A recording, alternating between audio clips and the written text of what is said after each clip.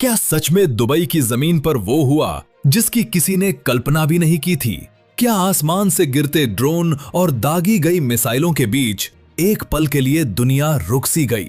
क्या ये वही दुबई है जिसे अमन और सुरक्षा की मिसाल माना जाता था?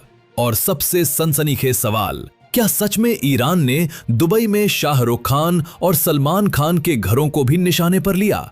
क्या जिन मिसाइलों और ड्रोन से हमला किया गया उनका रुख उन मशहूर चेहरों के ठिकानों की तरफ भी था? क्या यह सिर्फ अफवाह है या फिर एक डरावनी हकीकत जिसे छुपाया जा रहा है? कहानी उस वक्त और भयानक हो जाती है जब खबरें सामने आती हैं कि ईरान ने क्षेत्रीय तनाव के बीच दुबई और अबू धाबी की ओर मिसाइलें और ड्रोन दागे। एयर डिफेंस सिस्टम हरकत में आए, आसमान में धमाके सुनाई दिए, कई जगहों पर मलबा गिरा और धुआं उठता दिखाई दिया। लोग अपने घरों से बाहर निकल आए, मोबाइल कैमरे चालू हो गए और पूरी दुनिया की निगाहें अचानक दुबई पर टिक गईं। इसी बीच सोशल मीडिया पर यह दावा आग की तरह फैल गया कि दुबई में मौजूद बॉलीवुड सितारों के आलीशान घर भी खतरे में हैं। कहा गया कि शाहरुख और सलमान के घरों को भी निशाना बनाया गया। लेकिन जब हम सनसनी के इस सैलाब से बाहर निकलकर तथ्यों की जमीन पर खड़े होते हैं तो तस्वीर साफ होती है कि किसी भी आधिकारिक रिपोर्ट या पुष्टि में यह साबित नहीं होता कि ईरान के ड्रोन या मिसाइलों का निशाना किसी बॉलीवुड स्टार का निजी निवास था। न ही ये प्रमाण मिलता है कि शाहरुख खान या सलमान खान के घरों पर सीधा हमला हुआ। ये दावे डर और अफवाहों की उस श्रृंखला का हिस्सा हैं जो हर बड़े संघर्ष के साथ जन्म ले लेती है। लेकिन हाँ, ये सच है कि खतरे की आशंका को देखते हुए दुबई की पहचान बन चुकी दुनिया की सबसे ऊंची इमारत बुर्ज खलीफा को एहतियातन खाली कराया गया ताकि किसी भी संभावित नुकसान से लोगों की जान बचाई जा सके। और यही वो पल था जिसने हालात की गंभीरता को पूरी दुनिया के सामने ला दिया। इसी दौरान रिपोर्ट्स आईं कि अबू धाबी के एयरपोर्ट पर धुएं के गुबार देखे गए, उड़ानें रोकी गईं, एयर स्पेस बंद किया गया और यात्रियों को सुरक्षित स्थानों पर ले जाया गया। चारों तरफ अफरा तफरी का माहौल बन गया और सवाल दर सवाल खड़े होने लगे। क्या ये सिर्फ एक चेतावनी थी? क्या ये ताकत का प्रदर्शन था या फिर किसी बड़ी जंग की शुरुआत? क्या दुबई और अबू धाबी जैसे शहर अब सीधे युद्ध की जद में आ चुके हैं? और क्या आने वाले दिनों में आम लोगों के साथ साथ मशहूर चेहरों की सुरक्षा भी एक बड़ा सवाल बन जाएगी? क्योंकि ये दौर सिर्फ मिसाइलों का नहीं बल्कि डर, सूचना युद्ध और मनोवैज्ञानिक दबाव का भी है, जहां एक सच्ची खबर से ज्यादा तेज रफ्तार से अफवाह दौड़ती है। और इस कहानी का पहला हिस्सा हमें यहीं आकर रोक देता है, इस डरावने सवाल के साथ कि क्या जो हमने देखा वो सिर्फ शुरुआत थी या फिर आने वाला कल इससे भी ज्यादा भयानक होने वाला है। लेकिन कहानी यहीं खत्म नहीं होती, बल्कि असली सवाल यहीं से शुरू होते हैं। आखिर ईरान ने ऐसा कदम क्यों उठाया? वो कौन सी चिंगारी थी जिसने पूरे मिडिल ईस्ट को हिला दिया?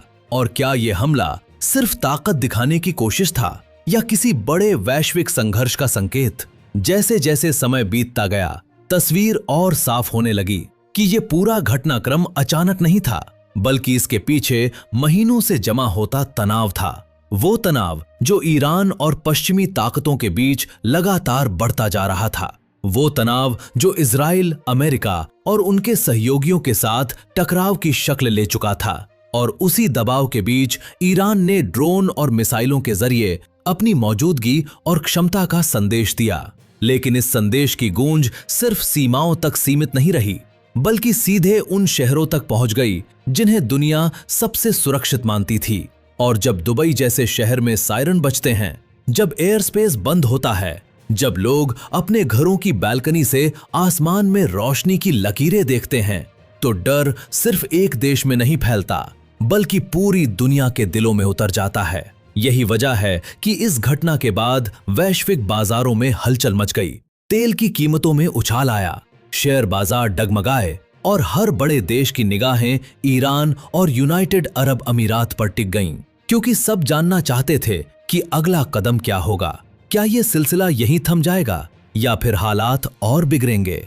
इसी बीच यूएई ने साफ कर दिया कि उसकी सुरक्षा व्यवस्था पूरी तरह सतर्क है। एयर डिफेंस सिस्टम ने ज्यादातर खतरों को हवा में ही नष्ट कर दिया और नागरिकों की सुरक्षा उसकी पहली प्राथमिकता है। लेकिन डर का मनोविद उतर जाए तो उसे बाहर निकालना आसान नहीं होता। और यही डर सोशल मीडिया पर एक अलग ही रूप में फूट पड़ा। पुराने वीडियो, दूसरी जंगों की फुटेज, यहाँ तक कि वीडियो गेम के सीन तक को लाइव अटैक बताकर फैलाया जाने लगा। और इसी अफवाहों के सैलाब में बॉलीवुड सितारों के नाम भी घसीटे गए। शाहरुख खान, सलमान खान जैसे नाम इसलिए उछाले गए क्योंकि डर तभी वायरल होता है जब उसमें पहचान और भावनाएं जुड़ जाएं। लेकिन धीरे धीरे जैसे जैसे आधिकारिक बयान सामने आए, ये साफ होता गया कि किसी भी ड्रोन या मिसाइल का निशाना किसी सेलिब्रिटी का निजी घर नहीं था, ना ही किसी खास व्यक्ति को टारगेट किया गया था, बल्कि ये पूरे क्षेत्र में फैले तनाव का एक सीमित लेकिन गंभीर सैन्य संदेश था। इसी दौरान बुर्ज खलीफा को लेकर उठे सवालों ने भी दुनिया का ध्यान खींचा, क्योंकि जब खबर आती है कि दुनिया की सबसे ऊंची इमारत को एहतियातन खाली कराया गया, तो उसका मतलब साफ है कि खतरे को हल्के में नहीं लिया जा रहा। ये फैसला डर फैलाने के लिए नहीं, बल्कि जान बचाने के लिए लिया गया। और यही वो बिंदु है जहां इस पूरी कहानी का रुख बदल जाता है, क्योंकि ये साफ हो जाता है कि ये जंग सिर्फ हथियारों की नहीं, बल्कि जिम्मेदारी और संयम की भी परीक्षा है। अबू धाबी एयरपोर्ट पर दिखा धुआं भी इसी तनाव का प्रतीक बन गया। धुआं जो सिर्फ आग का नहीं था, बल्कि उस अनिश्चितता का था जो आने वाले कल को लेकर हर किसी के मन में बैठ गई थी। उड़ानें रुकीं, लोग फंसे, परिवारों ने एक दूसरे को फोन किए और अचानक दुनिया बहुत छोटी और बहुत असुरक्षित लगने लगी।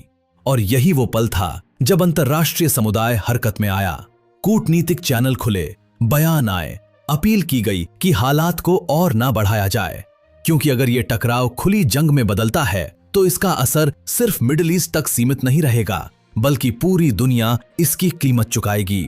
और शायद यही वजह है कि इस तनाव के बावजूद हालात को संभालने की कोशिशें तेज हो गईं, क्योंकि हर कोई जानता है कि आधुनिक युद्ध में कोई भी पूरी तरह जीतता नहीं, सिर्फ नुकसान बढ़ता है, आम लोगों का, अर्थव्यवस्था का और इंसानियत का। और जब हम इस पूरी कहानी को पीछे मुड़कर देखते हैं तो एक बात बेहद साफ नजर आती है कि डर जितना बड़ा दिखाया गया, सच्चाई उतनी ही जरूरी थी।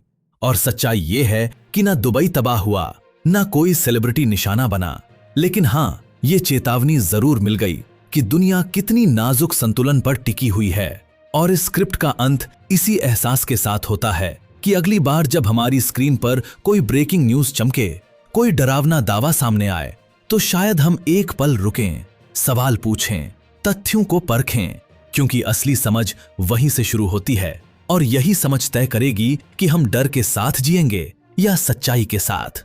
और इसी सवाल के साथ ये कहानी, ये स्क्रिप्ट और ये अध्याय यहीं समाप्त होता है।